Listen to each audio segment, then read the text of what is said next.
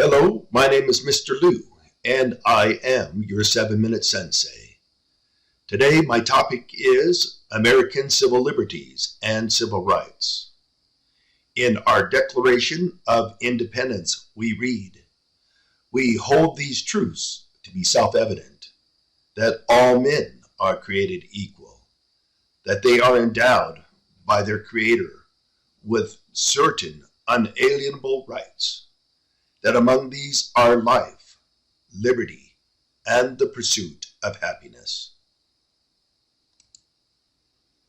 What does it mean to be civil?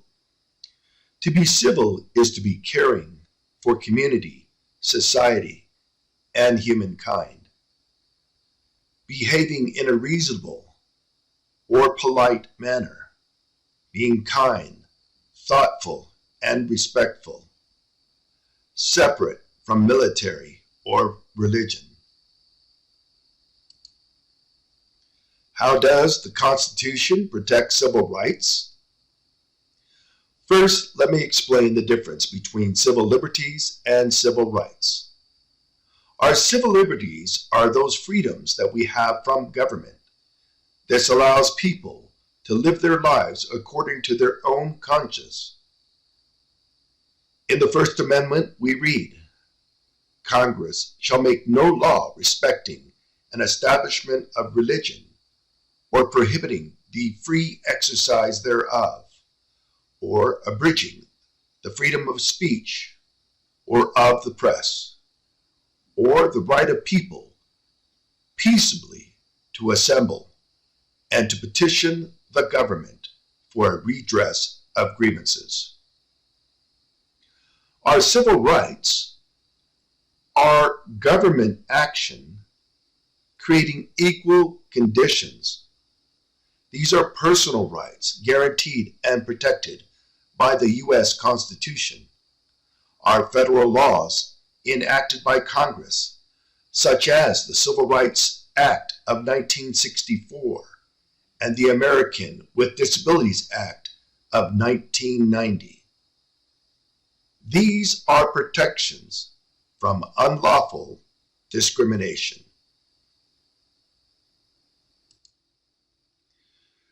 It is important for you to learn to practice civility in school.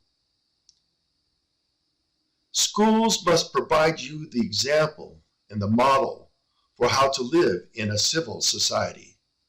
Schools can limit students' right to free speech and expression when necessary to achieve legitimate educational goals in a democratic and civil society. Teachers must do so for students of different backgrounds and abilities. Schools must provide a safe environment that is culturally responsive and promotes learning. School officials have a wider discretion in regulating certain types of speech. For example, they can forbid profane speech on campus, according to Bethel School District versus Frazier, 1986. Schools can prohibit speech, such as bullying, harassment, and personal threats to teachers. Speech is not as free inside schools as it is outside. Bethel School District versus Frazier, 1986. Here, the Supreme Court ruled that the school had not violated Matthew Frazier's First Amendment rights, and that schools do not have to tolerate lewd and obscene speech. The court held the process of educating our youth for citizenship in public schools is not confined to books, the curriculum, and civics class. Schools must teach by example the shared values of a civilized social order. Hope this gives you better insight to what it means to protect and to honor your civil liberties and civil rights in the United States of America.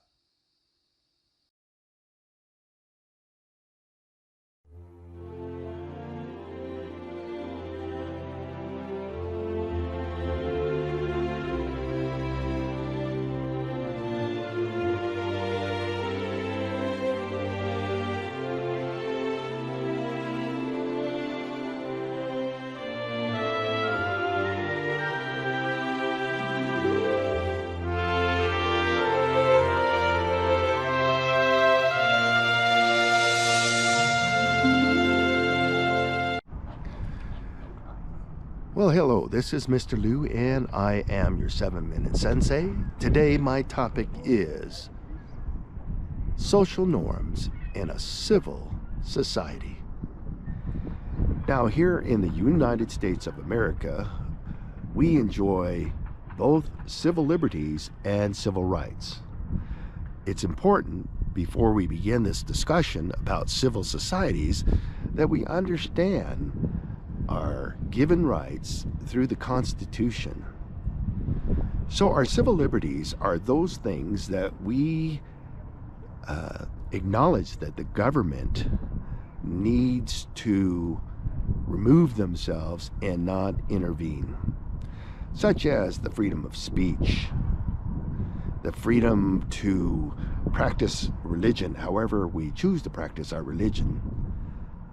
We can have a freedom of expression and protest, and those are all part of civil liberties. But also understand that with these freedoms, we have limitations and there are restraints. And in fact, in school, there are even more limitations, because it certainly would not be appropriate for you to say anything you want to say that would be hurtful and harmful and viewed as harassment. Can a student threaten another student, a teacher, an administrator?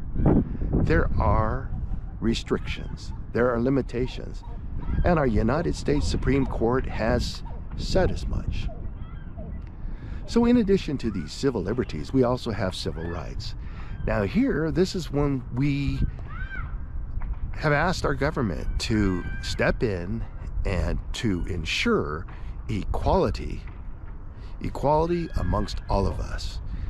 And we acknowledge that all men, all people are created equal, and they should be treated as such.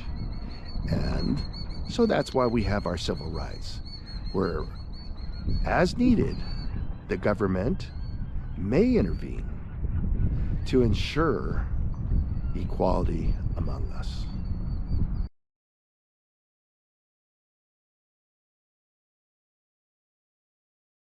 Now, what do we mean by being civil? What is civility?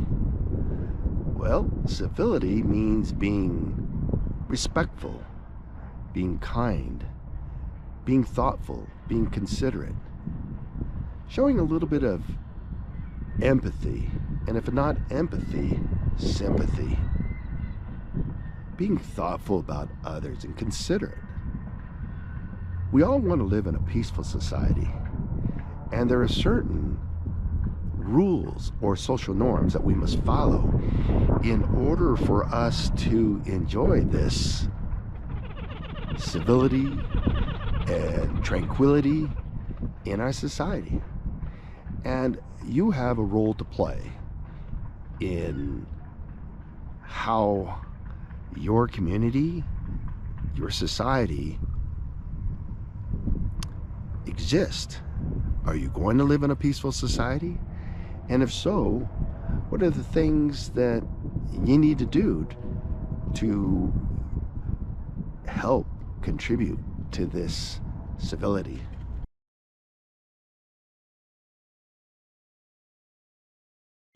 Why would you ever call somebody a very hurtful name? Makes no sense. And if you hear somebody else doing that to someone else, what should you do? I think you need to let your community know that that behavior is not acceptable. But how can you do that? How can you inform them and educate them and let them know without making them feel like they're being attacked in some way? You want to let them know that, hey, there's no reason to call somebody a name like that. There's no reason to hurt somebody else like they've done. And it actually is cool to get along with others.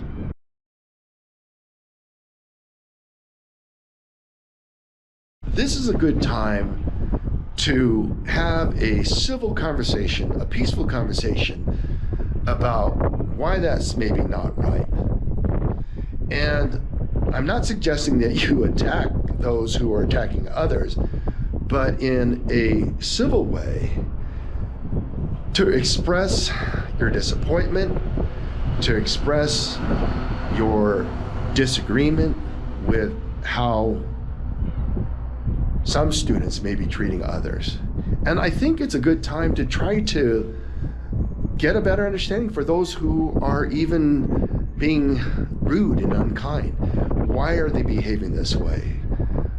What has frustrated them? Why are they being mean? And have those conversations and talk it through. You see, we have to have these conversations in order for all of us to have a peaceful coexistence.